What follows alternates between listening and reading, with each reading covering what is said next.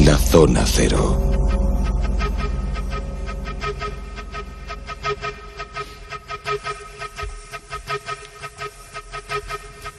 Druidas, ese es el asunto que vamos a presentar en el monográfico de esta noche con nuestros propios druidas, y ahora averiguaremos por qué. Carlos Canales, Jesús Callejo, muy buenas. ¿Qué tal, Bruno? Lo dices por la túnica blanca, ¿no? Hola, yo creo que lo dice por tu barba blanca. Sí. También, no, es que he venido hoy preparado, ¿eh? Y porque al entrar aquí en los estudios, al entrar en Antena 3, en el edificio de Antena 3, venís con el dolmen a cuestas, os lo hacen pasar por el túnel de seguridad, por los rayos X, y bueno... Claro, a concurrente con el dolmen. Bueno, podríamos dedicar un programa entero a la relación entre los druidas y la cerveza, eso es importante. Sí. Bueno, pues hablamos hoy también de ese asunto. Silvia, buenas de nuevo. Hola, buenas noches, y no olvidaros de la cantidad de bolsitas de hierbitas diferentes que habéis traído también, que luego nos iréis contando. A ver, parte de muérdago, casi todas tienen muérdago. Y algo más. Hablamos sobre los druidas y en primer lugar los definimos. ¿Qué entendemos por druidas? Que se ha convertido ya en una forma también moderna incluso de definir a determinados tipos de personas por sus características mágicas, esotéricas, místicas, ¿no? Pues mira, de forma muy rápida, muy telegráfica, es la casta sacerdotal de los celtas. Los celtas tenían sus sacerdotes, tenían su colegio druídico y por lo tanto aquellos que ejercían este tipo de funciones, que eran muy variadas, porque el druida prácticamente lo era todo. Era chamán, era sacerdote, era divino, era médico, era curandero, era juez, era asesor, era todo prácticamente, ¿no? Así que el druida estaba además en una categoría muy alta dentro de la jerarquía celta. Dentro de una jerarquía, de una aldea, de una tribu celta, estaba por supuesto el caudillo, y debajo, pero en igualdad de categoría, estaba la nobleza militar y estaban los druidas. Y a partir de ahí estaban los distintos oficios, y en el último estamento estarían los esclavos, que también tenían esclavos los celtas. Esto es interesante porque realmente, aunque parezca una broma, la estructura del pueblo Asteris es exactamente así. Está, como sabéis, siempre el jefe que va encima del escudo, y luego está Suranceturis, que es el druida. Entonces, la verdad es que la función de los druidas era muy importante porque formaban lo que ha dicho Jesús. Realmente eran una clase social. Era una clase social sobre la que recaía, y esa fue, y esto es un tema que ahora hablaremos, una de las causas de su destrucción absoluta por parte de los romanos. Es sobre quien recaía en realidad el peso de la cultura del pueblo. O sea, es decir, porque la tradición oral, que era la forma básica, aunque es verdad que se conoce y se sabe que los celtas escribieron al final de su época pagana, es decir, antes del cristianismo, en realidad la cultura de transmisión era básicamente oral. Eso es una de las razones por las que en realidad, a pesar de todos los esfuerzos y todos los intentos que se ha hecho, nuestro conocimiento del druidismo tiene dos fallos o dos lagunas fundamentales. La primera, que lo hemos heredado de sus enemigos. Sí, eso es algo muy importante. Sabemos, casi todo lo sabemos gracias a Julio César. Y lo segundo, que lo que sabemos a través de sus enemigos, encima no se basa en tradiciones escritas y documentadas, sino en comentarios. En comentarios porque se sabe que ellos tenían un tipo de tradición y de transmisión de la información fundamental y básicamente oral. Todo lo que se ha atribuido siglos después a los druidas como documentos escritos pertenece ya a la Edad Media. Básicamente es irlandés, escocés y gales, que es donde quedaron restos, obviamente, de lo que es las comunidades celtas, pero ya está muy cristianizado, y entonces es una interpretación que luego, es cierto que luego sirvió en los siglos XVIII y XIX para la recreación romántica de una especie de mito del druidismo celta en todas las islas británicas, pero corresponde a un mito nacionalista y romántico que no tiene nada que ver con la realidad, y que es del que ha derivado el actual concepto que se tiene del druidismo, que está muy contaminado por una serie de cuestiones que no tienen que ver exactamente con la historia, sino más bien con lo que he comentado, con el nacionalismo, la tradición y la añoranza de un mundo que en realidad nunca existió. Los druidas vendrían a ser algo así como la jerarquización y, digamos, que la legalización, en el sentido de su estructura, sus características, de lo que originalmente fue el movimiento de los chamanes en los pueblos anteriores, por supuesto, a los celtas. No, pero muy sofisticado, porque los pueblos lo que sí tienen que ver es con todas las estructuras de los pueblos europeos occidentales. Es decir, no hay una enorme diferencia entre los colegios druídicos y estructuras parecidas que hubo entre los germanos, por ejemplo, o antiguamente, antes de que se convirtieran en romanos, entre los propios latinos. ¿Sabes lo que significa pontífice? Que es el cargo que lleva el Papa, es el nombre. Es el constructor de puentes. Era el guía de los pueblos indoeuropeos antiguos itálicos, que era el que determinaba las primaveras, las migraciones, los lugares por los que había que construir los caminos y los puentes por los que se atravesaban los ríos en la marcha de los pueblos itálicos, cuando todavía formaban el mismo pueblo que los celtas. Luego se separaron en algún punto en el centro de Europa. Es verdad que las tradiciones tienen una lejana... Mira, por ejemplo, luego vamos a hablar de las estructuras de los druidas, porque en realidad el druidismo no eran solamente los druidas, sino, como ha dicho muy bien Jesús, eran otro tipo también de, no cargos exactamente, pero es otro tipo de personas o actividades, como por ejemplo los bardos o los videntes, los filidis, que fíjate que la palabra viene de la misma palabra que en latín filiación. Es decir, en realidad... El origen de los pueblos indoeuropeos es el mismo y, por lo tanto, una gran parte de sus conocimientos ancestrales sí lo son. Sin embargo, es una construcción mucho más moderna que el chamanismo. Es decir, es posible que hubiera algo parecido a los chamanes en los pueblos indoeuropeos, pero en una época en que nosotros, desde luego, ya no conocemos. Sin embargo, el problema básico de los druidas sigo diciendo que es el mismo. Es decir, la interpretación de lo que eran es una interpretación moderna. En realidad, lo único que sabemos de su época lo describieron sus enemigos, los que acabaron con ellos. ¿Y se sabe si había algún sistema de selección para elegir el druida? Sí.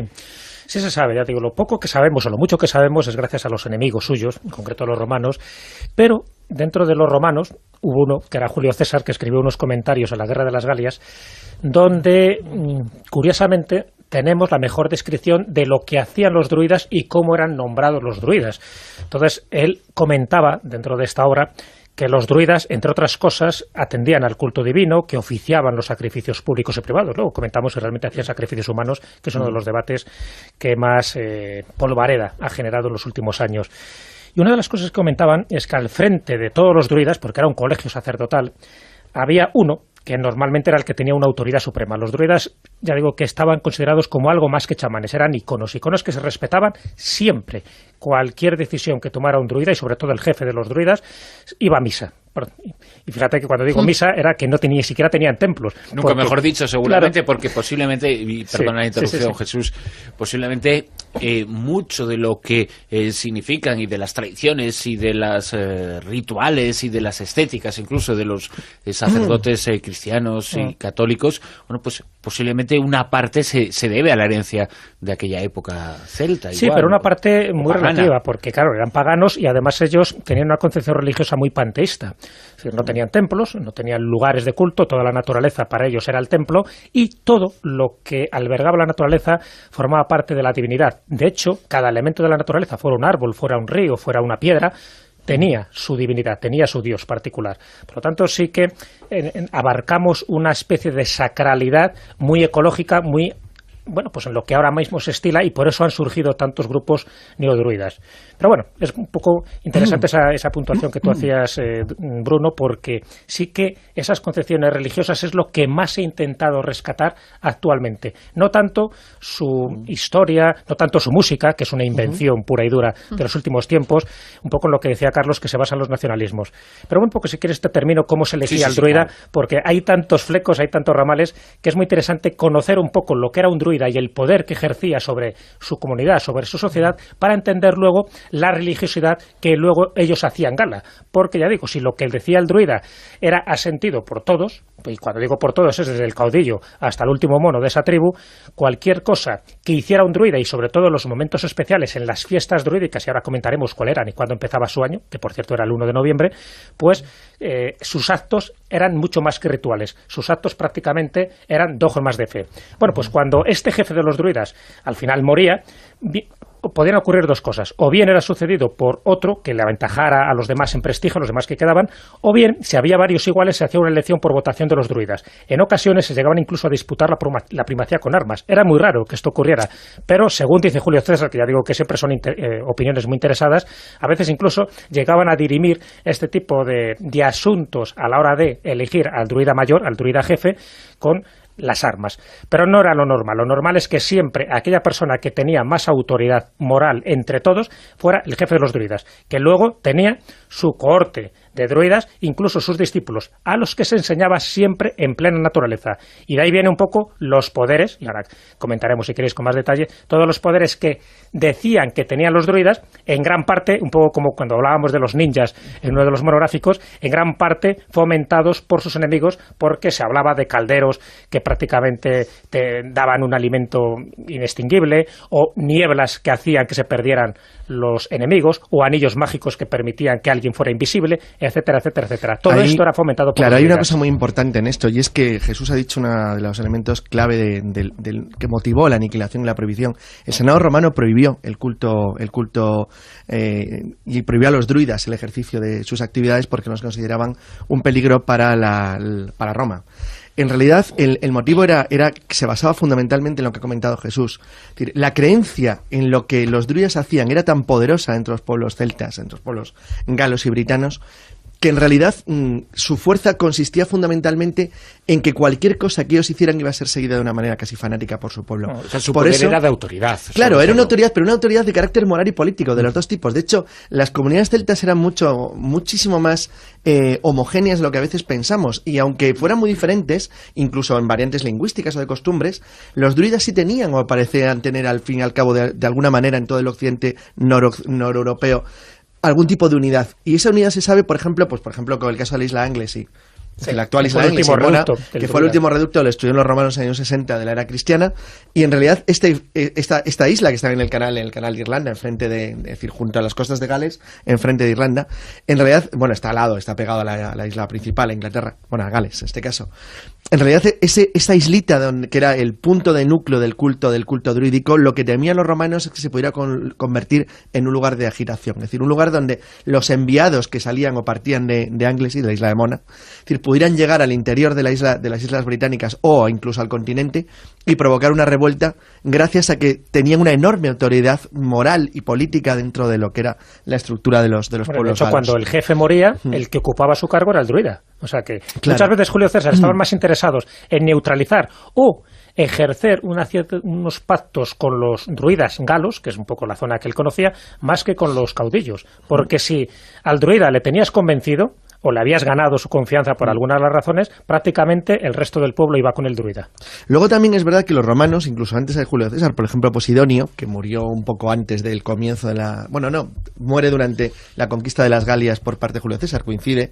Él había escrito sobre los galos de la Cisalpina, sobre los celtas del norte de Italia, y es el que inicia una de las ramas del concepto que se tiene actualmente del druidismo, que luego en el siglo XIX provocó un renacimiento de tipo espiritual de los que se consideraban al fin y al cabo herederos de una tradición druídica que obviamente no tenían, pero que les hacía ilusión porque sí que eran herederos desde el punto de vista físico, que serían los irlandeses, galeses y escoceses actuales.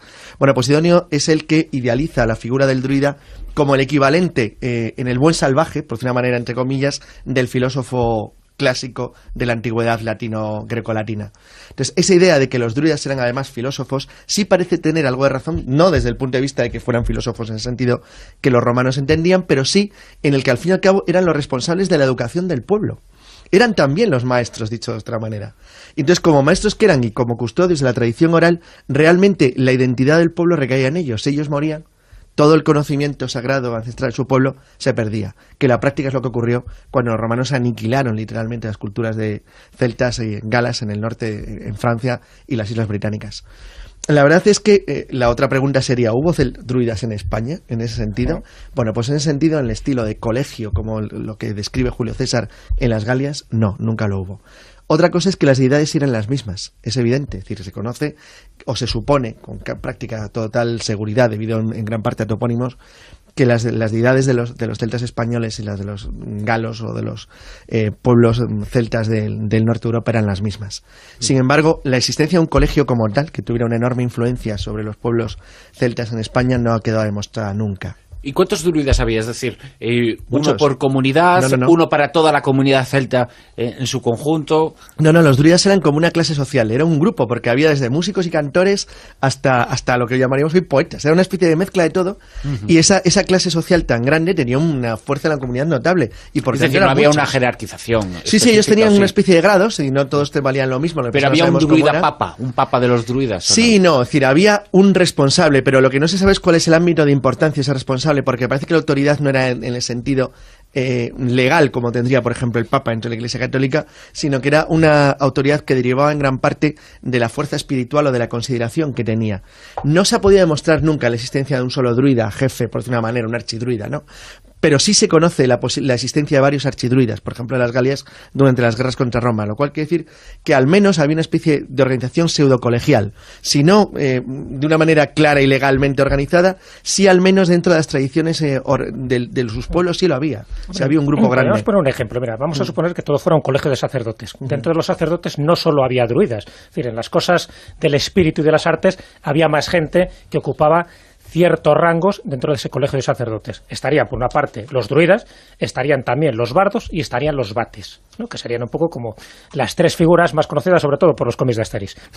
Y son los que establecían un poco las pautas de comportamiento del resto de la tribu, que normalmente se asentaban en poblaciones, en castros, en poblados o en aldeas. Y según Estrabón, que es un poco otra fuente más o menos fiable de saber lo que hacían estos druidas y lo que hacían los vates, ellos decían que los bardos, por ejemplo, eran los poetas cantores, los bardos.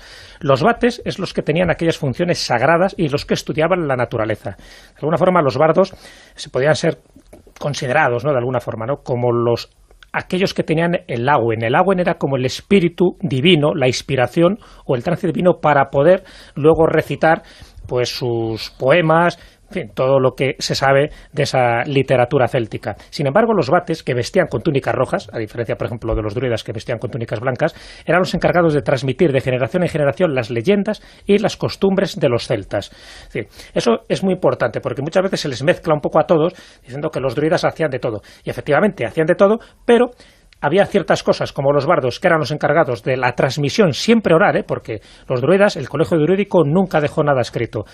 Los bardos eran los que se encargaban de cantar y los vates, aquellos que tenían esas funciones más sagradas, más relacionadas con el panteón mitológico, más relacionados con la transmisión siempre oral de las leyendas, de las tradiciones, de los ritos, de los ensalmos, porque una de las cosas que tenían que hacer los aspirantes a druidas en general, porque se podría incluir también a vates y bardos, pero los integrantes o aquellos que aspiraban a ser integrantes de los druidas tenían unas enseñanzas tan bestiales dentro de lo que era el ámbito de la naturaleza, incluso se dice que llegaban hasta tener 20 años de aprendizajes continuos para aprender o memorizar todo lo que tenían que memorizar. Y es que ahí entran recetas mágicas, entran conjuros, entran invocaciones, entra todo tipo de cosas. Hasta 20 años tenían que estar algunos de estos discípulos. Supongo que en ese aprendizaje lo que había mucho era aprendizaje sobre los poderes, estos sí, reales, de la naturaleza, a los que se le podía dar una interpretación más. Sí, eran médicos de una manera ¿no? no como la actual, pero sí, eran los que conocían las plantas mágicas, que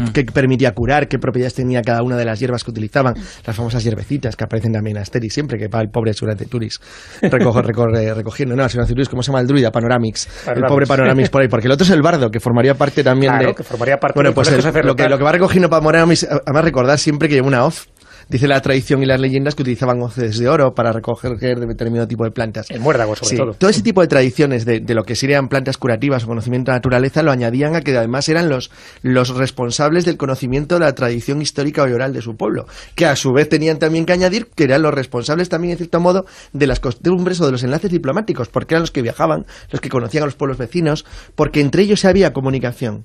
Es decir, no había una unidad política en la Galia, como es bien conocido, pero los druidas sí formaban algún tipo de unidad, o al menos sí tenían lo que podía permitir el concepto de civilización común. Es decir, eran un pueblo, en cierto modo. Era un pueblo, entre otras cosas, gracias a que los colegios druídicos sí tenían comunicación entre ellos. Por eso, los romanos decidieron destruirlos de una manera tan implacable, porque era la manera de romper o de quebrar cualquier tipo de resistencia o de intento de mantenimiento de una tradición céltica dentro de lo que era la Galia y las Islas Británicas. Y en estos colegios druídicos o en la jerarquía que hacíais mención, ¿hacían algún papel las mujeres? ¿Tenían alguna oportunidad también? Sí, la pregunta sería, ¿había druidesas? Sí, ya sabía. Pero fíjate, no en el sentido técnico como tal. Es decir, sí había mujeres que ejercían la adivinación, que ejercían lo que es la magia. Y de hecho se sabe, pues en algunas de las batallas campales que tuvieron los celtas, muchas de estas mujeres, que ya digo que no era exactamente druidesas, las Vandrui, que exactamente tenían otro tipo de nombre, estaban más encargadas de hacer ese tipo de conjuros, de invocar a las fuerzas de la naturaleza, por ejemplo, para que la flota enemiga pues naufragara y cosas de este tipo. Y de hecho, en algunos casos, a pesar de que había islas prácticamente exclusivamente dedicadas a mujeres, sí que en un momento dado podían ir con los hombres para tener luego descendencia, pero solo se les veía una vez o muy pocos días al año. Es decir, estaban como predestinadas a ejercer un tipo de poder en un rango inferior al druida, por decirlo así, pero sí muy similar en cuanto a competencias respecto a ese tipo de poderes mágicos que dicen que ejercían. En los tiempos actuales parece que el movimiento de los druidas ha sido rescatado en cierto modo por los movimientos Nueva Era, precisamente en el lugar en donde hubo más implantación. Pero de esta, fíjate de que esta esto en las Islas es muy antiguo, ¿no? porque en realidad el neodruidismo, por llamarlo de una manera, nace del siglo XVII, con William Stuart Kelly, que muere en 1765, con lo cual, fíjate, es en mediados del XVIII, que es el que recobra o vuelve a intentar relacionar el mundo celta con tradiciones de su propio pueblo británico en el siglo XVIII. Pero lo hace de una manera más muy original, porque fue el que atribuyó a los celtas, cosa obviamente falsa, el complejo de Stonehenge. Entonces, a partir de que él atribuye a Stonehenge un origen celta que obviamente no tiene, él inicia todo un proceso de reconstrucción donde llega incluso a diseñar una serie de ceremonias para el solsticio de verano. Bueno, se inventó completamente una religión que se basaba en un druidismo que jamás existió, pero que él reivindicó como una parte de las raíces esenciales de los pueblos de la isla, de Britania. No solo de Britania, sino también de las islas británicas en general, porque realmente la única rastro que pudo haber quedado de las traducciones druidas en Europa occidental quedó en Irlanda, aunque la verdad es que quedó tan borrado que muchos historiadores niegan en absoluto que hubiera algún tipo de continuidad entre los monjes irlandeses de la Alta Edad Media y las tradiciones druídicas. De hecho, yo por lo que he visto parece ser que tienen razón, o sea que realmente no se transmitió nada. Pero a partir de Stuart Kelly se inició una búsqueda ya que se hizo muy conocida, porque se fue extendiendo de una manera muy intensa hasta llegar a los movimientos neodruídicos actuales, que están muy vinculados a la nueva era, y a los cultos neopaganos a la naturaleza, o no han seguido el camino del movimiento Asatru, que sería la variante germánica de lo mismo, pero en realidad son muy parecidos. Son todos estos que se reúnen en el solsticio de verano en Stonehenge, chorra, vestido de blanco y tal. Cuando los dejaban. Cuando los dejaban no, porque lo pisan mucho y además lo llenan de pintadas y de vial. Realmente es un botellón lo que hacen. O sea, básicamente un botellón más o menos cursi, pero un botellón. Entonces, pero la verdad es que ha tenido una fuerza gigantesca a través de un libro que se publicó en 1740, es una obra de John Toland que se llamaba Historia de los Druidas, que es totalmente falsa, pero a partir de esa historia falsa, la verdad es que en todo el Reino Unido y después en Bretaña y en los que se han ido atribuyendo, porque hay una cosa muy divertida, es que el celtismo, que quedó, al acabar la Edad Media, el celtismo era una cosa totalmente marginal, que había quedado en los bordes de Europa Occidental, o sea, en Irlanda, en Escocia, en las Hébridas, en Gales, algunas zonas de Cornwall, donde se perdió el idioma a finales del XVIII, y un poco en Bretaña, y en una cosa marginal y arrinconada. Pero a partir del renacimiento neodruídico y neocelta de los siglos XVIII y XIX se fue extendiendo de manera progresiva, porque quedaba como chulo, ¿no? El crearte un pasado tan bonito de una especie de pueblo semi-extinguido que había que en el occidente, y ha llegado tanto que ha llegado a Galicia, ¿eh? Exacto. Y estaba pensando yo en que efectivamente... Y sigue bajando, ¿eh? Acabará en Marruecos. No, de momento el movimiento celta está en segunda división, algún día llegará otra vez a primera y volverá a conquistar. Y va bastante mal, ¿eh? Sí, por eso. Puede acabar en segunda vez. Pero le falta el druida mayor. Esos que han tomado poco en Mordago. Hombre, no lo han tomado cuando lo tienen que tomar. Mira, una cosa importante, ¿no? Antes de terminar el monográfico, porque hay ciertas confusiones en ciertos elementos, ¿no? Y es, por ejemplo, que a los druidas o a los neodruidas, curiosamente una palabra que se equivoca, porque por lo menos tiene 3 siglos de antigüedad, llamar neodruidas a personas que ya desde el siglo XVIII se han ido considerando como tales, pues tiene su gracia. Pero como siempre se han reunido alrededor de megalitos, alrededor de dólmenes, de menires, siempre se ha pensado que los celtas fueron los constructores realmente de esas construcciones ciclópeas. Y no es verdad. Todas esas construcciones ciclópeas son muy anteriores a los druidas y, por supuesto, a los celtas. O sea, eso para aclararlo. Luego también hay una cierta tendencia o costumbre de pensar que los druidas tenían sus fiestas mayores en los solsticios y los equinoccios. Y no es verdad. Lo tenían 40 días antes de los solsticios y los equinoccios. De hecho, la fiesta principal, dentro de las 4 fiestas principales que tenían a lo largo del año, era la del 1 de noviembre, que es el Samaín. Y como veis, el 1 de noviembre no corresponde ni con un solsticio ni con un equinoccio. Las otras también una de las fiestas principales era el 1 de mayo también. Bueno, yo creo que son conceptos muy buenos a tener en cuenta, porque luego se ha asociado dentro de ese saco de sastre, ¿no? De ese cajón de sastre que se llama druidas, prácticamente todo tipo de cosas, las que son falsas y las que son verdaderas. Bueno, pues las que son falsas también hay que denunciarlas. Por supuesto. Jesús Callejo, Carlos Canales, muchas gracias. Pues nos vamos con la hoz. A ver a quién. A coger muérdago. La túnica os queda fenomenal. Bueno, Sí. a Carlos un poco corta. Sí, me parece de mis rusos. Pero porque la ha traído de romano. Vale. No sé si en los tiempos actuales habrá que hacer la reunión druídica o en Stonehenge o en Balaidos. No sé yo ya, pero la de Balaídos por lo menos se llama celta. Que queda bien Exacto, por siempre, eso digo. Que ya hay algo. Estudios al entrar en Antena 3, en el edificio de Antena 3, venís con el dolmen a cuestas, Sí. os lo hacen pasar por el túnel Sí, de es seguridad, por los rayos X y bueno... Claro, ¿qué a entenderán con estos, el no? dolmen. Bueno, podríamos dedicar un programa entero a la relación entre los druidas y la cerveza, eso es importante. Sí, sí, sí. Bueno, pues hablamos hoy también de ese asunto. Silvia, buenas de nuevo. Hola, buenas noches. Y no olvidaros de la cantidad de bolsitas de hierbitas diferentes que habéis traído también, que luego nos iréis contando. A ver, parte de muérdago. Casi todas tienen muérdago. Y algo más. Hablamos sobre los druidas y en primer lugar... La Zona Cero.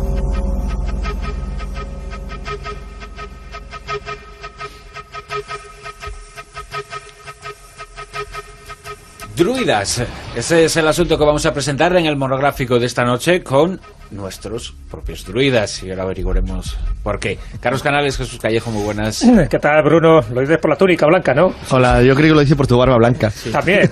No, es que he venido hoy preparado, ¿eh? Y porque al entrar aquí no sé... El druida. Entonces, la verdad es que la función de los druidas era muy importante porque formaban lo que ha dicho Jesús. Realmente eran una clase social. Era una clase social sobre la que recaía, y esa fue, y esto es un tema que ahora hablaremos, una de las causas de su destrucción absoluta por parte de los romanos, es sobre quien recaía en realidad el peso de la cultura del pueblo. O sea, es decir, porque la tradición oral, que era la forma básica, aunque es verdad que se conoce y se sabe que los celtas escribieron al final de su época pagana, es decir, antes del cristianismo, en realidad la cultura de transmisión era básicamente oral. Eso es una... Era juez, era asesor, era todo prácticamente, ¿no?